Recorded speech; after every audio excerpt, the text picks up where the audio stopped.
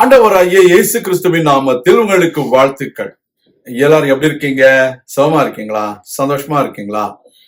இந்த நாளிலும் ஆண்டவர் கொடுக்கிற ஆசீர்வாதமான ஆலோசனை யாத்ராகமம் 23 அதிகாரம் 20வது வசனம். Exodus chapter 23 verse 20.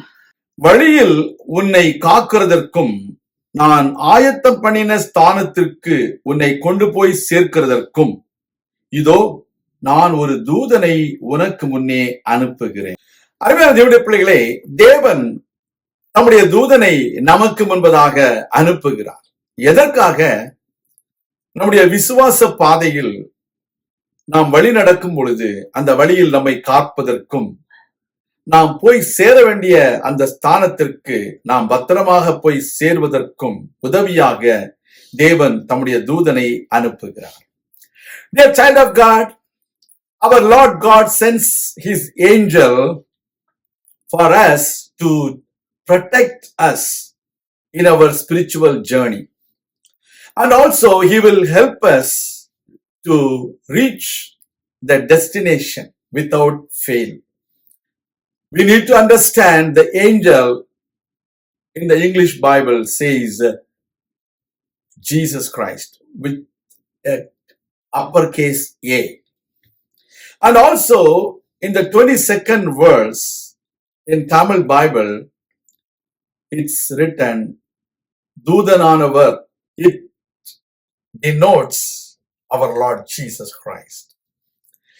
We need to understand our Lord God has sent His angel, our Lord Jesus Christ, to guard us, to protect us from every devices of the evil forces which are working against us.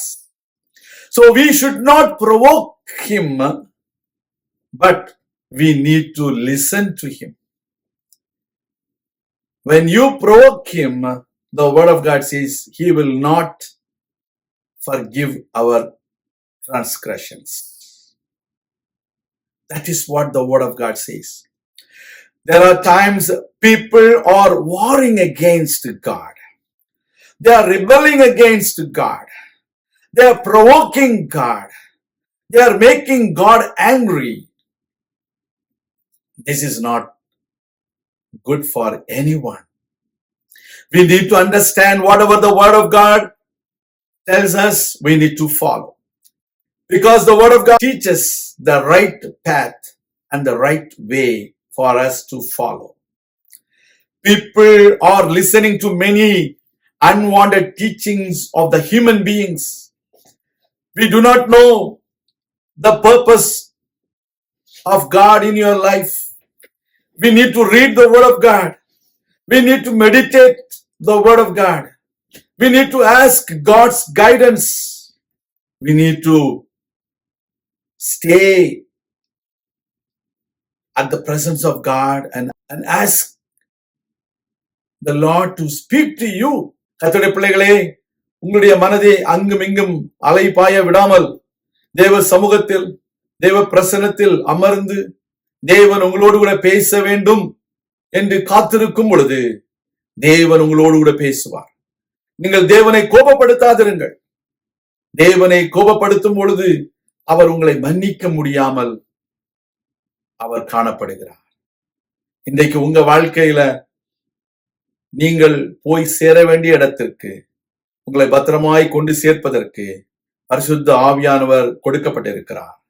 அந்த பரிசுத்த ஆவியானவருடைய துணையோடு நாம் செல்லுவோம். நிச்சயம் கர்த்தர் நம்மை ஆசீர்வதிப்பார். நான் உங்களுக்காக ஜெபிக்கிறேன். எங்கள் அன்பின் பரலோக பிதாவே, இந்த அருமையான வேளையிலும் உடைய பிள்ளைகளாகிய நாங்கள் உடைய சமூகத்திலே வந்திருக்கிறோம். தேவனே, நீர் உடைய வார்த்தையின் மூலமாக உடைய மக்களோடு பேசின தயவிற்காக ஸ்தோத்திரம். உடைய பிள்ளைகளை கர்த்தர் நடத்தும். உடைய பிள்ளைகளை உடைய வழியில் நடத்தும்.